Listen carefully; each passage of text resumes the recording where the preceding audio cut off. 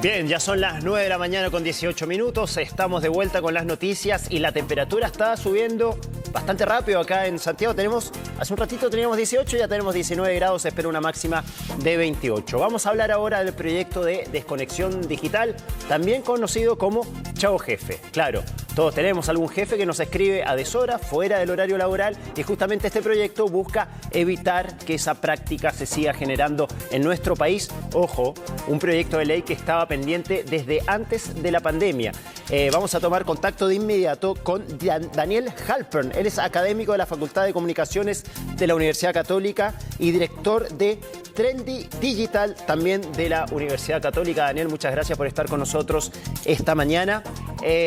Yo decía recién, este era un proyecto que estaba pendiente desde antes de la pandemia.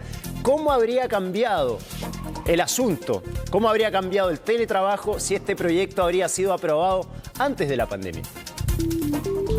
Bueno, lo primero es indicar que yo ahora estoy trabajando, pero estoy fuera de mi jornada laboral, ¿verdad? Estoy acá dando una entrevista, conversando contigo, Roberto, y me decís, oye, pero Roberto, me interrumpe la mañana, domingo en la mañana, me hace hablar, me hace decir cosas. Entonces, ¿qué es lo que pasa? Todavía no está aprobada la ley. Ahora, te faltó decir, ¿tú qué hiciste? Nosotros que no estamos, entonces, hay varios elementos acá. El primero, ¿cómo yo sé que en verdad yo quiero? Y en verdad, en el fondo, ¿cuándo decidimos cuándo es trabajo? Porque llega un jefe, te voy a mandar un email, te voy a decir, pero jefe, no me mande a las 11 de la noche.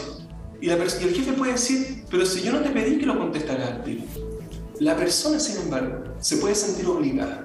Y eso es importante entonces determinar, ¿no es verdad?, cuando estamos acá discutiendo una relación laboral, un vínculo, si es que yo efectivamente soy dueño de mi tiempo o tengo que responder en horarios acordados, porque en función de ello es gran parte de que este proyecto en el fondo se estaría desarrollando. Primer punto. Segundo punto que me parece fundamental entender y explicar es cuáles son los horarios en que una persona, porque hoy día con el teletrabajo, tú hablaste, Roberto, de verdad muy bien, antes de la pandemia. Ahora, ¿qué es lo que pasa con pandemia? Llega una persona y te dice, yo estoy teletrabajando. ¿Qué implica el teletrabajo? ¿Cuál es la diferencia con el trabajo normal? Seguro que hay flexibilidad de lugar. Claro. En vez de estar trabajando en un espacio físico, como por ejemplo una oficina, yo estoy trabajando en otro espacio físico que puede ser mi hogar. Ahora, cuando yo te digo teletrabajando, ¿estamos hablando de las mismas horas? Está claro que hay un lugar distinto. Estamos seguros que hay un lugar diferente. ¿Estamos hablando ahora de las mismas horas laborales? ¿Sí o no? Entonces, cuando uno empieza a reflexionar sobre esas preguntas, nos damos cuenta que finalmente no es tan claro. ¿Por qué? Porque para algunas personas, cuando dicen voy a teletrabajar, se refieren también a una flexibilidad y dicen, mira, esto yo prefiero hacerlo en la noche. Después, ya no estoy en la oficina, no lo tengo que hacer en horario de oficina, lo quiero hacer después. O antes de la mañana, me quiero levantar antes para poder estar tranquilo toda la mañana con mis hijos o mis hijas. Sí. Entonces, frente a ese tipo, yo diría, flexibilidad o un ambiente más líquido laboral, es que es fundamental preguntarse no solamente cuáles son, por así decirlo, los derechos, las imposiciones que nos van a poner, sino que también las obligaciones que el trabajador adquiere. Yo creo que lo mejor Daniel, para eso es una conversación. Dime. Daniel, tú tocabas un punto al principio sobre que también el trabajador puede tener cierta culpa si es que finalmente accede a responder esos mensajes. Quiero ver si tú me das la razón en lo que te voy a decir ahora. Culturalmente, no está mal visto en Chile, por los jefes, por las empresas, que tú, a pesar de no estar en tu horario de trabajo, dejes el visto, o sea, que tu jefe se dé cuenta que tú viste el mensaje, que salgan las 2 rayitas azules y que finalmente no lo contestes. Culturalmente, ¿estamos preparados para eso? ¿Sabes cuál es el problema? Creo de verdad y sinceramente, yo creo que tú tienes un punto y estoy absolutamente de acuerdo, pero nos falta desarrollar una cultura de teletrabajo, como por ejemplo, que las personas desarrollen, hay que ver un punto intermedio, no estoy diciendo que esta es la solución, pero por ejemplo que desarrollen para WhatsApp, ya que como lo mencionaste implícitamente, ¿no es verdad? Que desarrollen un WhatsApp más empresarial, corporativo, donde después de ciertas horas, como te ha pasado, me imagino yo, cuando has pedido cierto servicio al cliente y te dice, esta hora ya no son de atención. Ya no son de atención. No, es que no existe ni siquiera que lo veo o no lo veo, porque estoy desconectado. No estoy trabajando. Por lo tanto, yo no puedo exigirle a alguien que revise algo cuando nosotros ya establecimos que esas son horas de desconexión. Y ese concepto nos falta incorporarlo en la cultura. Es un problema, pero real, que tenemos porque no somos capaces de incorporar esa idea. No estoy trabajando, estoy desconectado. Entonces, cuando eso se haga ley y se implemente y se integre, vamos a tener que ver desde qué perspectiva y cuáles son las reglas del juego que entrarían, ¿no es verdad?, a establecerse en una relación laboral. Daniel, ¿tú crees que culturalmente estamos preparados para una ley de este tipo? Porque una cosa es lo que diga la ley y otra cosa es lo que te diga tu jefe en el trabajo, que te diga, mira, yo te voy a escribir a cualquier hora, me tienes que contestar. Me da lo mismo la ley. Y sabemos que muchas veces en el ambiente laboral las cosas funcionan así.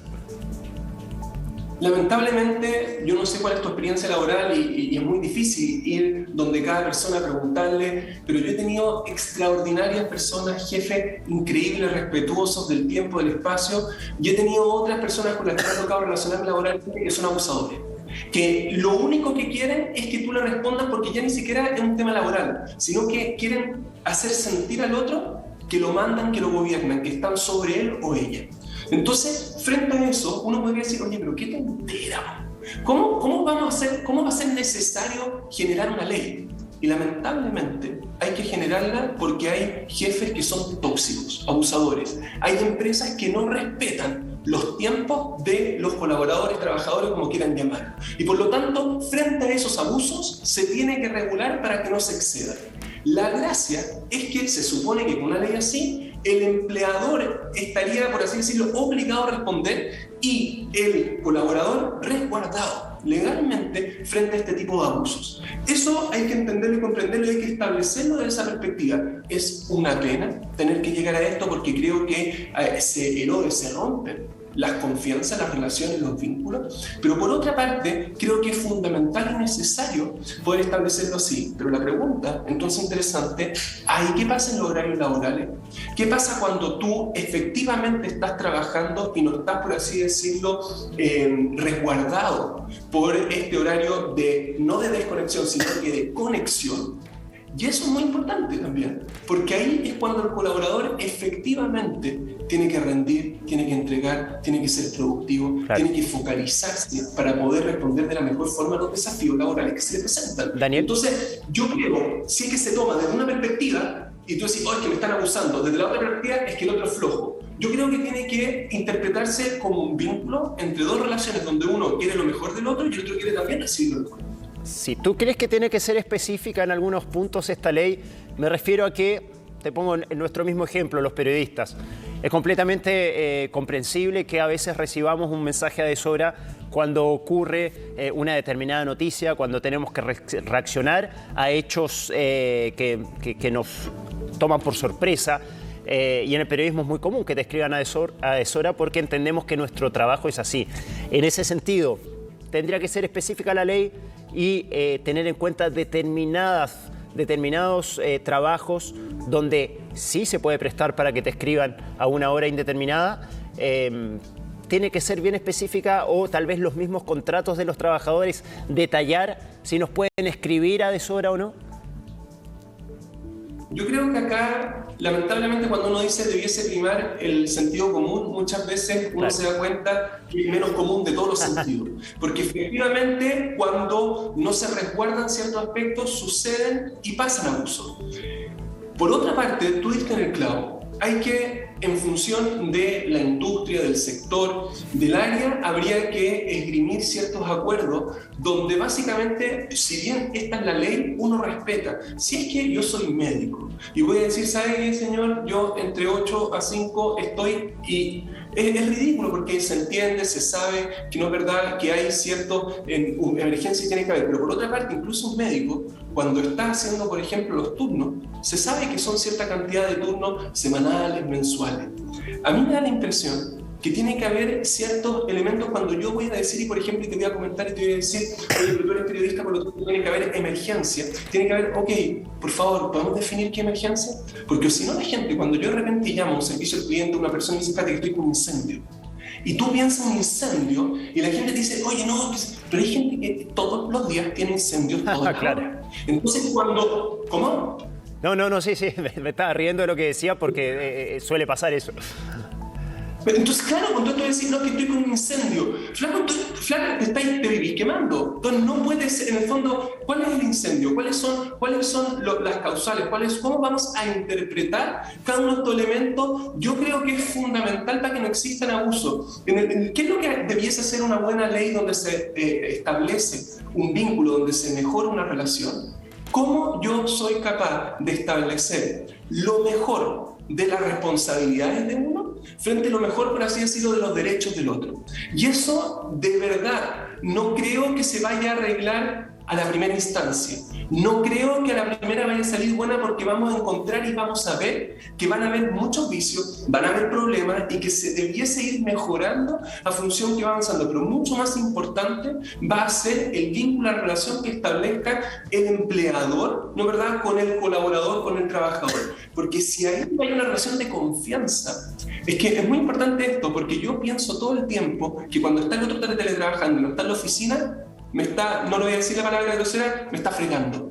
No está trabajando. No está acá. Entonces, si yo alimento esa fantasía y creo que el otro es flojo, voy a establecer esta ley para mientras pueda fregármelo. Y por otra parte, la otra parte dice, oye, entiendo, ¿por qué estás todo el rato pendiente, esclavo de este tipo? Si a mí me pagan por tantas horas, por tantas... Entonces, esa relación, ese vínculo, es lo que tiene que mejorarse. ¿Puedo decir una tontera, pero que me parece que es relevante a la altura que estamos ya hablando? Sí, obvio.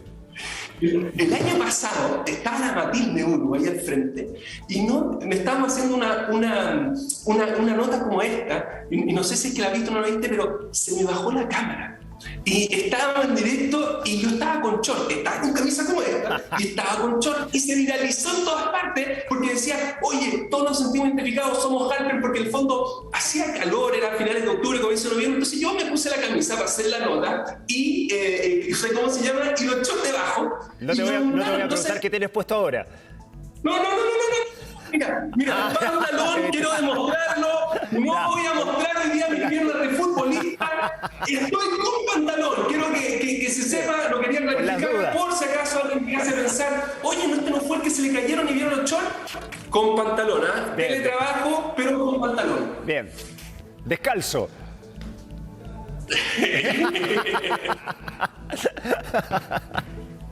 No te voy a pedir que bajes más la cámara, tranquilo, Daniel. Oye, Daniel, ¿sabes qué? Lo que me pasa a mí, que yo creo que culturalmente en Chile no somos una sociedad muy dada a decir que no. Y sobre todo cuando se trata de los jefes. Cuando se trata de los jefes todavía existe este temor a decir que no, por tal vez temor a ser castigados, a perder el trabajo, y justamente... Finalmente es necesario crear este tipo de leyes, porque al nosotros no poder decir que no culturalmente, como sociedad, finalmente necesitamos de una ley que nos ampare. ¿Compartes eso?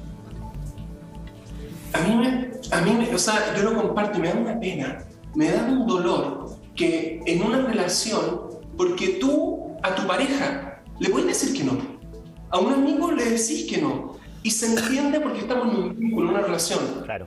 Y con el jefe debería ser igual. Si muchas personas pasan más tiempo con sus colegas, de compañeros con su jefe, digamos, trabajando, que con relaciones interpersonales. Entonces, ¿cómo no le vas a poder decir que no? En circunstancias que estamos hablando de un vínculo, de una relación. Y me da una pena porque cuando se dice, porque todos se preocupan hoy día del cliente, el cliente tiene la razón, el viaje del cliente, cómo mejoramos la experiencia del cliente, y el colaborador, la persona que trabaja. Yo una vez escuché a un gran empresario en Chile y dijo lo siguiente, dijo, si nosotros hubiésemos invertido la misma cantidad de lucas en los trabajadores, en los colaboradores, que invertimos en los clientes para entenderlos, nunca hubiésemos tenido una huelga. Mira. Es muy importante entender que de la misma forma como hoy día la gente se preocupa de la experiencia del cliente, tienen que preocuparse de la experiencia del trabajador. Y es una pena, porque cuando una persona no se atreve a decir que no, no es que solamente no se atreve a decir que no, hay un trasfondo emocional, psicológico, hay un trasfondo que no me atrevo a decir lo que pienso, lo que creo. Y no estoy hablando de alguien chuta, no, estoy hablando de la persona que veo todos los días, que comparto, que yo trabajo para aportar a esta empresa, a esta organización, a esta institución, y no puedo decir lo que pienso. No puedo expresarme con lo que yo creo, que entonces ese es un problema, porque después, cuando vengan problemas, cuando vengan, digamos, chuta, el trabajador no se va a traer a decirle al jefe, y después van a estallar los problemas, pero ¿y por qué no me dijo? Bueno, es que no me atrevía, es que usted nunca me dio la confianza, es que usted nunca me dejó expresarme, y eso no lo va a arreglar la ley. Si eso es lo terrible, la ley no va a arreglar eso. Sí, es terrible ese problema, ¿no? No atreverse a decir algo así. Hay una falsa sensación tal vez de bienestar de parte de los jefes de decir, está todo bien en mi empresa porque los trabajadores no se están quejando. ¿Suele pasar esto en Chile? Mira, la verdad es que no tengo cifras como para decirte el 20%, un tercio de los trabajadores no se atreven a reclamar, a decir, pero lo único que te puedo decir que cuando las voces no suben, que cuando no hay capacidad de expresión, cuando no hay, yo me dedico mucho a las comunicaciones, sí. Y cuando las personas no se atreven a decir lo que piensan, lo que está sucediendo, el jefe no tiene idea de lo que pasa en su empresa. No sabe en verdad los problemas de los clientes, porque nadie se atreve a subirlo. Y lo peor de todo es que él cree que no escuchando no existe. No sabiendo, no hay problema. Entonces, como dices tú, da esa falsa sensación de bienestar.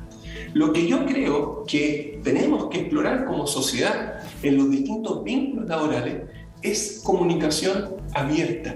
Es decir lo que uno efectivamente piensa. Es dejar espacios. El problema, mira qué interesante, estuve con mi hijo, hay un pescadito que se llama goldfish. Mira, es que este ejemplo increíble. Y llega y en nuestra casa el pescadito es de este porte. Y de repente vamos a la casa de unos amigos y tienen un acuario. Olvídate del pescado grande de verdad. Y llego y le digo al dueño, a mí me oye, ¿cómo puede ser? Nosotros tenemos el mismo pescado que es de este porte. En tu casa es así. No, ¿sabes lo que pasa? Es que estos peces crecen en función del espacio que uno les da. Si tú les das un acuario, crecen, pero si los tenés en esa cosita, en esas peceritas chicas, son de este porte. Con los trabajadores, los colaboradores pasa lo mismo. Si uno les da espacio de desarrollo, de participación, si se involucran en los procesos, crecen de verdad. Pero si los tienes reprimidos, incapaces de decir lo que piensan, mudos frente a lo que todo el resto escucha, esas personas no van a poder desarrollarse. Y ponle la ley que le pongas. Van a seguir siendo trabajadores, por así decirlo, mediocres, pero no por incapacidad, sino porque no les dieron la posibilidad de desarrollo. Y da lo mismo la ley. Es muy interesante lo que estás planteando, Daniel, muy interesante, y ojalá todas las empresas logren comprenderlo de esta forma.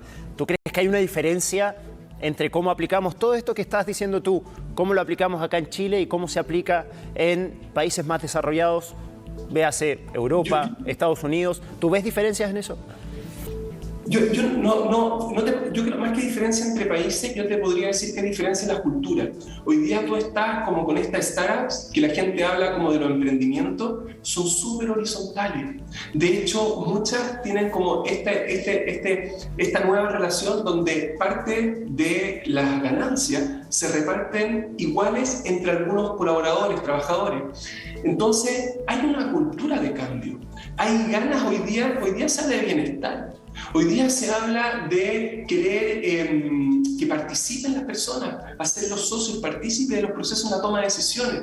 Hoy día hay un cambio cultural y es real, se está viendo. Y efectivamente, personas, lo más increíble de todo es que cuando se les da la oportunidad de participar, es impresionante cómo te cambian los niveles de bienestar, de participación, de innovación en una empresa. O sea, no es solamente de que hoy no me atrevo, que los problemas no se van a ver, sino que todas las nuevas creaciones, desarrollo, la idea.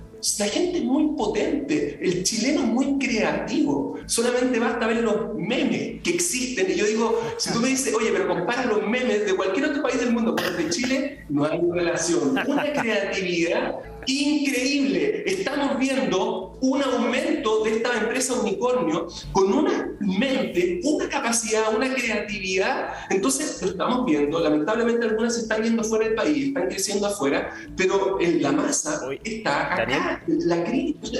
Dime. Daniel, yo creo que muchos trabajadores, empleados que te están viendo hasta ahora se deben sentir muy representados por tus palabras, de querer fomentar cambios en la empresa y no poder hacerlo por temor a levantar la voz o porque directamente no son escuchados.